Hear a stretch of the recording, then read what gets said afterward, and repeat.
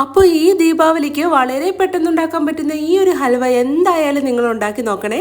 ദാ ഈ ഒരു ഐറ്റം വെച്ചാണ് നമ്മൾ ഈ ഹൽവ ഉണ്ടാക്കാൻ പോകുന്നത്. അപ്പോൾ ഒരു പാനിലേക്ക് 1 കപ്പ് കസ്റ്റേർഡ് പൗഡർ ഇട്ട് കൊടുത്ത് മധുരത്തിന് ആവശ്യത്തിന് പഞ്ചസാരയും ചേർത്ത് 1.5 കപ്പ് വെള്ളവും ചേർത്ത് ഒരു തവി വെച്ച് ഈ കസ്റ്റേർഡ് പൗഡറും പഞ്ചസാരയൊക്കെ നന്നായി ഇളക്കി അരിപ്പിച്ചെടുക്കാം.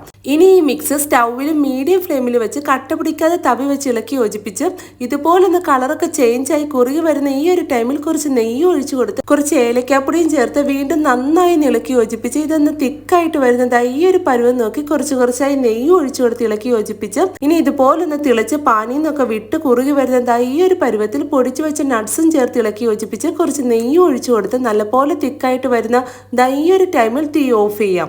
ഇനി ഈ മിക്സ് നെയ്യ് തടവിയ ഒരു പാത്രത്തിലേക്ക് ഒഴിച്ചു കൊടുത്ത് ചൂടൊക്കെ ആറി സെറ്റ് ആവാനായിട്ട് വയ്ക്കാം.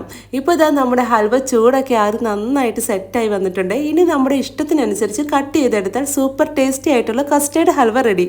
കാണുമ്പോൾ ഉള്ള ഭംഗി തന്നെ കഴിക്കുമ്പോഴും ഉണ്ട്. അപ്പോൾ അടിപൊളിയാണ്. ഉണ്ടാക്കാനാണെങ്കിൽ വളരെ സിമ്പിളാണ്. അപ്പോൾ ഈ ദീപാവലിക്ക് എന്തായാലും ഇതൊന്ന് ട്രൈ ചെയ്ത് നോക്കാൻ മറക്കണ്ട കേട്ടോ. അപ്പോൾ ഓക്കെ, ബൈ.